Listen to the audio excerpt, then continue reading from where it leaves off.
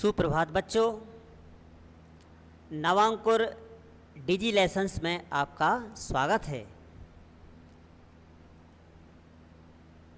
बच्चों, आज हम पढ़ने जा रहे हैं कक्षा 11 विषय हिंदी।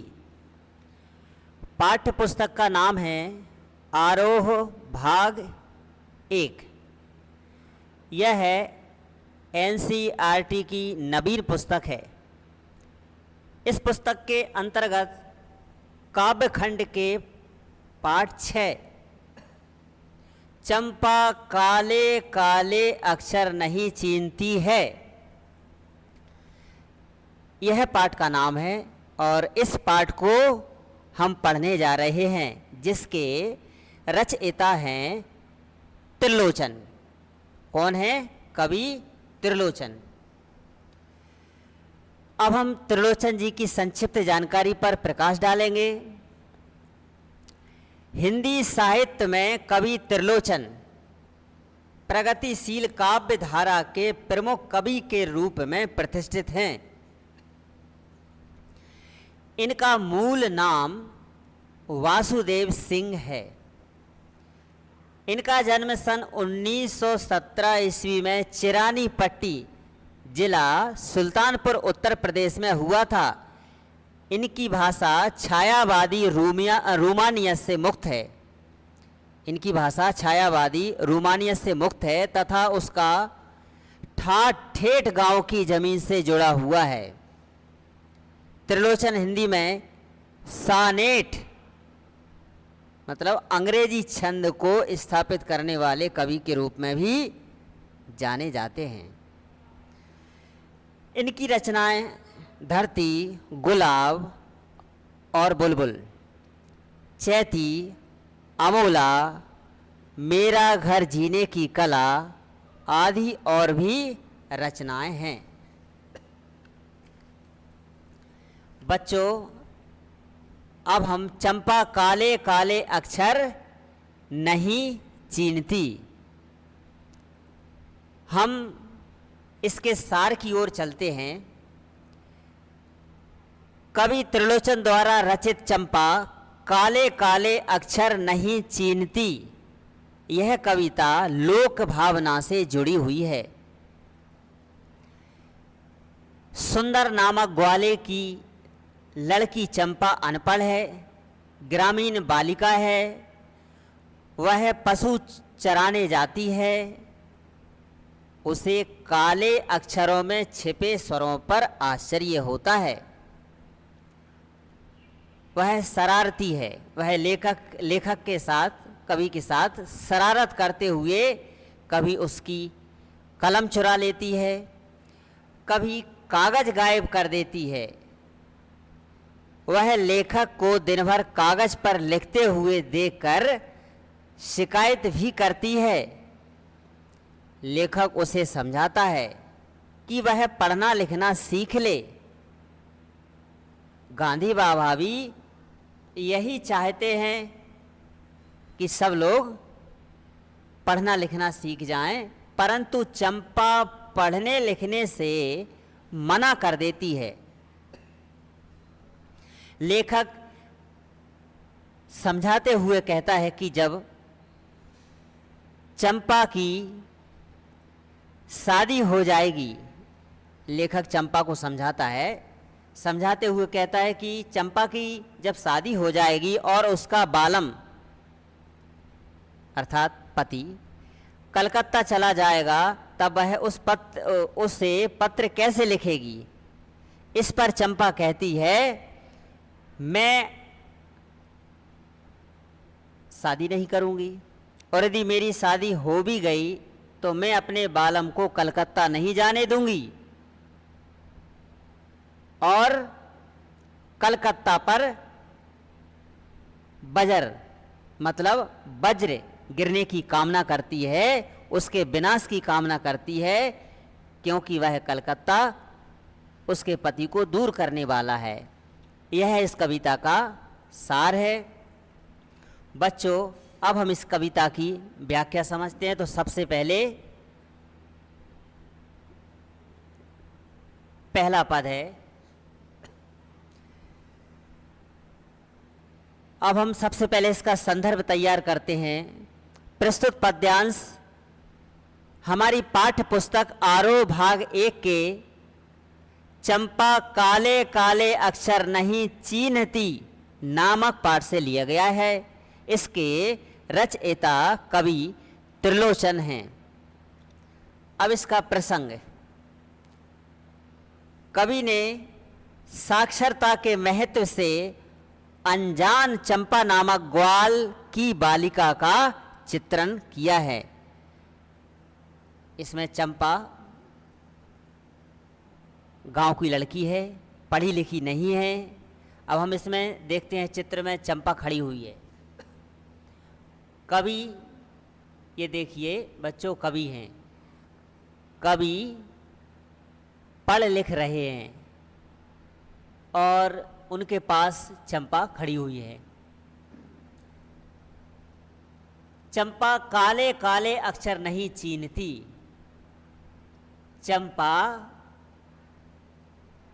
कवि को पढ़ता लिखता देखती है और काले काले अक्षरों को वह नहीं पहचानती है। वह नहीं जानती कि ये काले काले अक्षर क्या है। कवि कहते हैं कि मैं जब पढ़ने लगता हूँ वह आ जाती है। कवि जब पढ़ने लगते हैं तो चंपा उनके पास आकर खड़ी हो जाती है। ये चंपा पास खड़ी हुई है, खड़ी खड़ी चुपचाप सुना करती है। मैं जब पढ़ता हूँ तो वह चुपचाप खड़ी खड़ी उसे सुनती रहती है। जब मैं पढ़ता हूँ तो उससे जो ध्वनि या स्वर या आवाज़ आती है तो चंपा को बड़ा अचरज होता है। यहाँ अचरज, अचरज का अर्थ है आश्चर्य। उसे बड़ा आश्चर्य होता है। क्या आश्चर्य होता है कि इन काले चिन्हों से, अब इसमें ये जो काले चिन्हों लिखा है, इस चिन्हों का अर्थ है चिन्हों या अक्षरों। इन काले काले अक्षरों से कैसे आवाज आ रही है, कैसे स्वर निकलते हैं, उसे बड़ा आश्चर्य होता है। अब ऊपर चंपा काले काले अक्षर, अक्षर से तात्पर्य अक्षर लिखा है, इसका सही शब्द होता है अक्षर।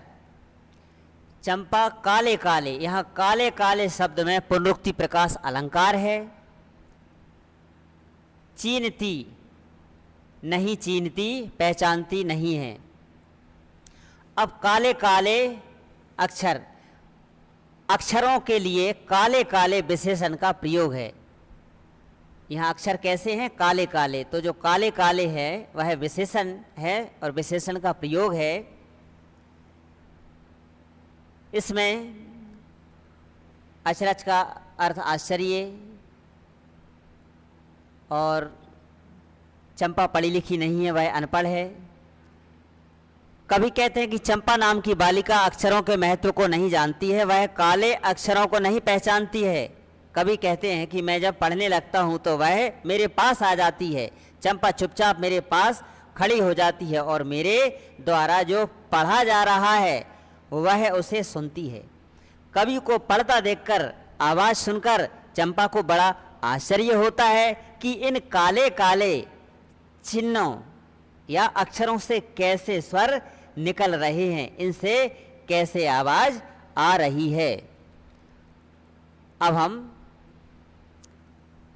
पद दूसरा पढ़ते हैं।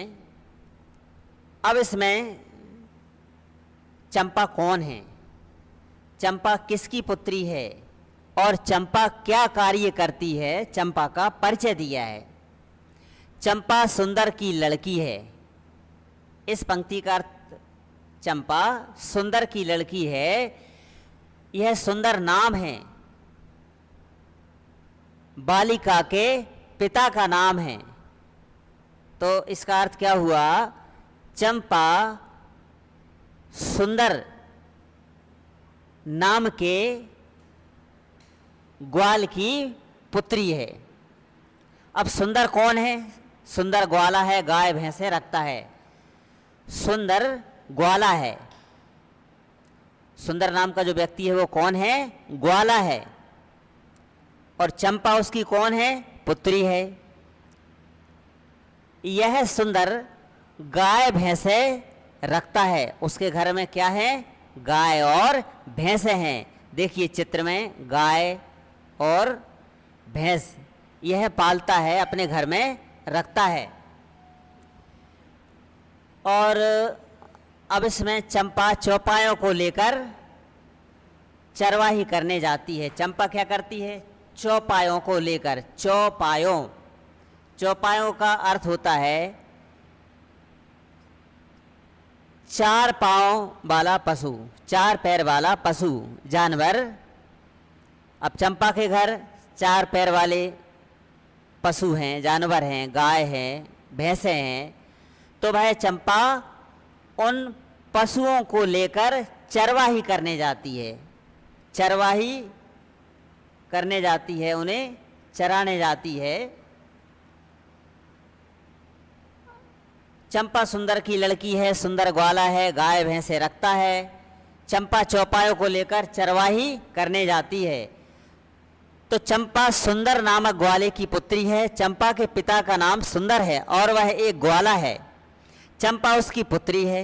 उसके पास गाय और भैंसे हैं। चंपा पशुओं को लेकर उन्हें चराने जाती है। अब हम अगला पद देखते हैं। तो बच्चों, इसमें चंपा की शरारतें, उसकी शैतानी का वर्णन है। चंपा नटखट है। चंपा कैसी है? नटखट है, ऊधम करती है, शरारत करती है। तो चंपा अच्छी है, चंचल है, नटखट भी है, कभी कभी ऊधम करती है, कभी कभी वह कलम चुरा देती है। जैसे तैसे उसे ढूंढ कर जब लाता हूँ, पाता हूँ अब कागज़ गायब है, परेशान फिर हो जाता हूँ। तो इसमें चंपा एक अच्छे स्वभाव वाली बालिका है। वह चंचल है, वह चंचल प्रवृत्ति की है, नटखट है। चंपा नटखट है। नटखट का अर्थ, अब बच्चों का स्वभाव नटखट होता है। वह शरारत करने वाली है, कभी कभी ऊधम करती है, शैतानी करती है। अब यहाँ कभी कभी, यहाँ पुनरुक्ति प्रकाश अलंकार का प्रयोग किया गया है, क्योंकि कभी कभी दो बार एक आया है, कभी कभी शब्द की आवृत्ति हुई है। तो चंपा अच्छी है, चंचल है, नटखट भी है, कभी कभी ऊधम करती है, कभी कभी वह कलम चुरा देती है। कभी जब पढ़ लिख रहे हैं तो उनके पास जाकर उनकी कलम गायब कर देती है, कलम चुरा देती है। तो कभी जैसे तैसे ढूंढ कर जब लाता हूँ, कभी कहते हैं जैसे तैसे मैं कलम को तो ढूंढ लेता हूँ, किंतु देखता हूँ कि अब कागज़ गायब है। चंपा कागज़ को छिपा देती है। कभी परेशान हो जाता है, परेशान फिर हो जाता हूँ। कभी चंपा की शरारत से परेशान हो जाता है। कभी कहते हैं कि चंपा का स्वभाव अच्छा है, वह बहुत अच्छी बालिका है, वह चंचल है और शरारती है। कभी कभी चंपा बहुत ज़्यादा ही ऊधम करती है, अर्थात शरारत करती है। अब चंचलता कैसी है, अब शरारत क्या करती है, उसमें कैसी चंचलता है और क्या शरारत करती है, तो आगे हम देखते हैं। कभी कभी कलम चुरा लेती है। तो चंपा कवि की कलम गायब कर देती है। और क्या करती है, कागज गायब कर देती है। तो इसमें जो कागज शब्द है, कागज, इसका अर्थ होता है, कागज लिखा हुआ है, कागज। कभी जैसे तैसे कलम को ढूंढने में सफल हो जाता है तो कागज गायब कर देती है। चंपा कागज को गायब कर देती है, लिखने पढ़ने वाले कागजों को छिपा देती है। अब कभी परेशान हो जाता है चंपा की नटखट शरारतों से, कभी बहुत परेशान हो जाता है। अब अगला है, चंपा कहती है तुम कागज ही गोदा करते हो दिन भर। चंपा कवि से क्या कहती है, तुम कागज ही गोदा करते हो दिन भर। चंपा कवि को पढ़ता लिखता देखकर शिकायत भरे स्वरों में कहती है कि तुम दिन भर पढ़ते लिखते रहते हो, हर समय इन कागजों पर लिखा पढ़ी करते रहते हो। अब कहती है आगे, क्या यह काम बहुत अच्छा है। चंपा कहती है क्या यह काम तुम्हें बहुत अच्छा लगता है। चंपा कहती है कि क्या तुम्हें पढ़ना लिखना बहुत ही अच्छा लगता है। चंपा यहाँ व्यंग से पूछती है। अब यह सुनकर मैं हंस देता हूं, फिर चंपा चुप हो जाती है। यह सुनकर कवि को हंसी आ जाती है, अर्थात कवि हंस देता है और फिर चंपा क्या करती है, चंपा चुप हो जाती है।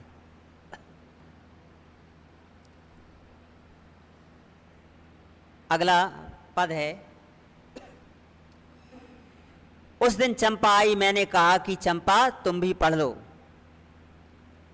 हारे गाड़े काम करेगा, हारे गाड़े काम करेगा, हारे गाड़े काम सरेगा। इसका बच्चों अर्थ समझिए, कठिन समय में काम आना या बुरे समय में काम आना। हारे गाड़े काम सरेगा। कवि चंपा को पढ़ने लिखने की बात समझाना चाहता है। इसमें कहता है कि चंपा तुम पढ़ लो, पढ़ाई लिखाई हमारे बुरे समय में साथ देती है, काम आती है। उस दिन चंपा आई, मैंने चंपा से कहा। कवि कहते हैं कि उस दिन जब चंपा मेरे पास आई तो मैंने चंपा को समझाते हुए कहा कि चंपा तुम पढ़ भी, चंपा तुम भी पढ़ लो, चंपा तुम पढ़ लो। हारे गाड़े काम सरेगा, यह तुम्हारे बुरे समय में काम आएगा। गांधी बाबा की इच्छा है और यह गांधी बाबा की भी इच्छा है। गांधी बाबा की क्या इच्छा है कि सब जन पढ़ना लिखना सीखें, सभी पढ़ना लिखना सीख जाएं। तो इसको हम एक बार पुनः समझते हैं। बच्चों ध्यान देना है। एक दिन चंपा कवि के पास आकर खड़ी हो जाती है तो कवि ने चंपा से कहा कि चंपा तुम भी पढ़ लो, चंपा तुम भी पढ़ लो, चंपा तुम भी पढ़ना लिखना सीख लो। यह पढ़ाई लिखाई तुम्हारे बुरे समय में काम आएगी। पढ़ाई लिखाई का ज्ञान कठिन समय में तुम्हारे लिए उपयोगी होगा। और फिर कवि कहते हैं कि गांधी बाबा की भी यही इच्छा है। कवि ने पढ़ने लिखने की बात पर बल दिया है। गांधी बाबा की भी यही इच्छा रही है कि सभी लोग पढ़ना लिखना सीख जाएं, सभी लोगों को पढ़ने लिखने का ज्ञान हो जाए। अब अगली पंक्तियों में देखते हैं। चंपा ने यह कहा कि मैं तो नहीं पढ़ूंगी, मैं तो नहीं पढ़ूंगी। अब यहाँ तो शब्द बात पर बल देने के लिए प्रयोग किया गया है। बात पर बल दिया है कि चंपा कहती है कि मैं तो नहीं पढ़ूंगी। तुम तो कहते थे गांधी बाबा अच्छे हैं, वे पढ़ने लिखने की कैसे बात कर सकते। तो चंपा ने यहाँ पढ़ने लिखने से मना कर दिया। कवि से कहा कि मैं नहीं पढ़ूंगी, और इसमें तो शब्द बल देने के लिए प्रयोग किया गया है कि मैं तो नहीं पढ़ूंगी। चंपा पढ़ना ही नहीं चाहती। और चंपा कवि से कहती है तुम तो कहते थे गांधी बाबा अच्छे हैं, क्योंकि पहले वाले पद में गांधी बाबा ने कहा है कि सभी लोग पढ़ लिख लें, तो यहाँ चंपा कहती है तुम तो कहते थे गांधी बाबा अच्छे हैं, वे पढ़ने लिखने की बात कैसे कर सकते हैं, कैसे कह सकते हैं, मैं तो नहीं पढ़ूंगी। चंपा पढ़ाई लिखाई को अच्छा नहीं मानती है। चंपा उत्तर देते हुए कहती है कि मैं तो नहीं पढ़ूंगी। चंपा पढ़ना नहीं चाहती है। चंपा कवि से कहती है कि तुम तो कहते थे कि गांधी बाबा अच्छे हैं, अच्छे मनुष्य हैं, फिर वे पढ़ने की बात कैसे कह सकते हैं? यदि वे पढ़ने की बात कहते हैं तो वे अच्छे कैसे हो सकते हैं? चंपा कहती है कि मैं तो नहीं पढ़ूंगी। चंपा पढ़ाई के प्रति अरुचि प्रकट कर रही है, उसे पढ़ने लिखने में कोई रुचि नहीं है। अब आगे कवि ने चंपा को समझाया। क्या समझाया? मैंने कहा कि चंपा पढ़ लेना अच्छा है, ब्याह तुम्हारा होगा तुम गोने जाओगी। कवि ने चंपा को समझाया कि चंपा पढ़ना बहुत अच्छा है, पढ़ना लिखना जरूरी है, यह बहुत अच्छी बात है। क्यों? ब्याह तुम्हारा होगा तुम गोने जाओगी। ब्याह का अर्थ विवाह, और यहाँ गोने जाओगी मतलब ससुराल जाओगी। कवि पढ़ाई के महत्व को समझाना चाहता है। कवि यहाँ शिक्षा के महत्व को बताकर चंपा को प्रेरित करता है। कवि ने चंपा को समझाते हुए कहा कि चंपा पढ़ाई करना अच्छी बात है, पढ़ लिख लेना अच्छा होता है, उपयोगी होता है। अब कवि चंपा से कहते हैं कि ब्याह तुम्हारा होगा तुम गोने जाओगी। जब तुम्हारा विवाह हो जाएगा और चंपा तुम ससुराल चली जाओगी तो फिर क्या होगा? कुछ दिन बालम संग साथ रह चला जाएगा, कुछ दिन बालम संग साथ रह चला जाएगा, और तुम्हारा पति तुम्हारे साथ कुछ दिन रहेगा और फिर कलकत्ता चला जाएगा, तुमसे दूर चला जाएगा। आगे बड़ी दूर है वह कलकत्ता। कवि कहते हैं कि कलकत्ता बहुत दूर है, कैसे उसे संदेशा दोगी? अब तुम ही बताओ कि तुम अपने पति को कैसे संदेश भेजोगी, अपनी बात वहाँ तक कैसे पहुँचा पाओगी, और कैसे उसके पत्र पढ़ोगी? कवि ने कहा, समझाया, और उसके द्वारा भेजे गए पत्रों को तुम कैसे पढ़ोगी? इसलिए चंपा पढ़ लेना अच्छा है। इसलिए चंपा पढ़ना लिखना अच्छी बात है, तुम पढ़ लिख लो। और आगे अंतिम पद है यह, चंपा बोली तुम कितने झूठे हो। देखा, हाय राम, तुम पढ़ लिख कर इतने झूठे हो। अब चंपा क्या बोली? तुम कितने झूठे हो। देखा, हाय राम, पढ़ने लिखने वाले भी इतने झूठ बोलते हैं, इतनी झूठी बात करते हैं। चंपा कवि से कहती है कि तुम कितने झूठे हो, हाय राम तुम पढ़ लिख कर भी इतना झूठ बोलते हो, तुम पढ़े लिखे होकर भी छल प्रपंच भरी बातें कर रहे हो। अब आगे है, चंपा कहती है मैं तो ब्याह कभी नहीं करूंगी। चंपा कहती है मैं तुम्हारी बातों में नहीं आऊंगी और मैं कभी अपना विवाह नहीं करवाऊंगी। और आगे कहती है और कहीं जो ब्याह हो गया तो मैं अपने बालम को संग साथ रखूंगी। यदि मेरा विवाह हो भी गया तो मैं अपने पति के साथ ही रहूंगी, उसे अपने पास रखूंगी, मैं उसके पास रहूंगी।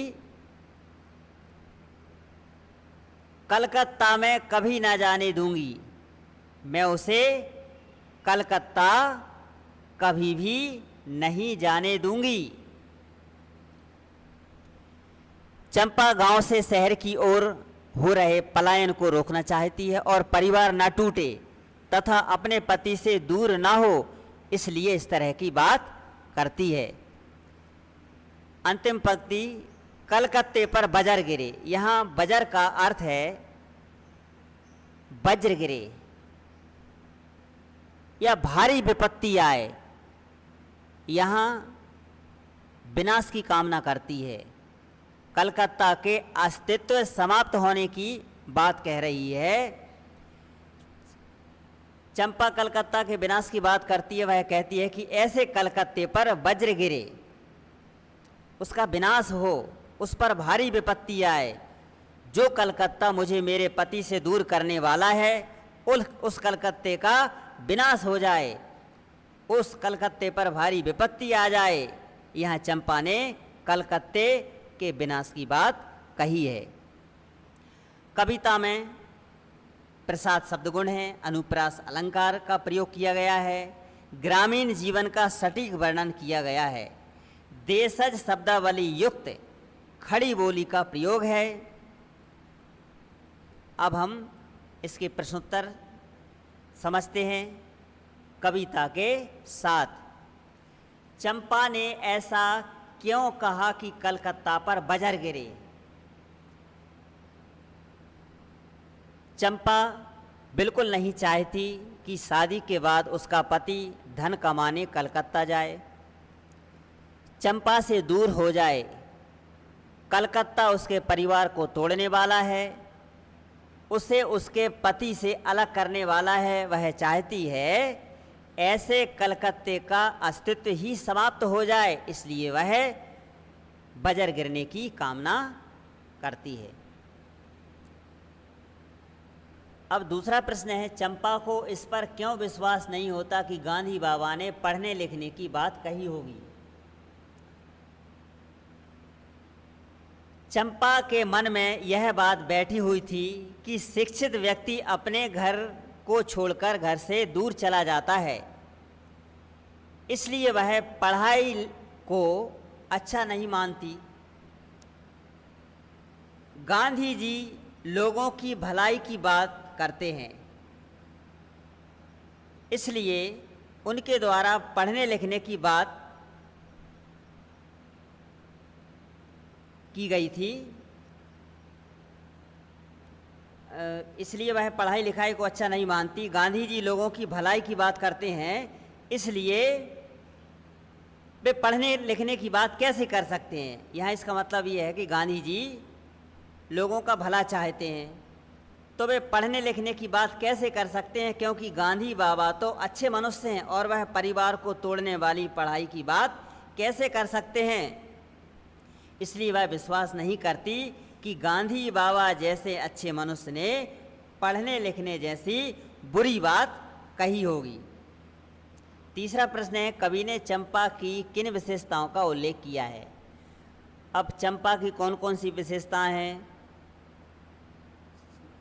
तो चंपा ग्रामीण भोली भाली अनपढ़ बालिका है, चंपा चंचल है, शरारती स्वभाव है, परिवार के साथ मिलकर रहने की भावना है, आत्मीयता है। चंपा बहुत काम करती है, पशुओं को चराने जाती है,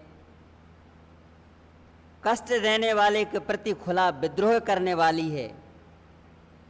यह उसकी विशेषता है। आपके विचार में चंपा ने ऐसा क्यों कहा होगा कि मैं तो नहीं पढ़ूंगी? चंपा का विश्वास है कि पढ़ लिख कर व्यक्ति परिवार को छोड़कर दूर चला जाता है, घर बिखर जाते हैं, वे शिक्षित होकर चालाक और घमंडी हो जाते हैं, परिवार को भूल जाते हैं। महानगरों में जाने वाले लोगों के परिवार विछोह की पीड़ा सहन करते हैं, इसलिए उसने कहा होगा कि मैं नहीं पढ़ूंगी। इस तरह हमारा यह पाठ समाप्त होता है। धन्यवाद।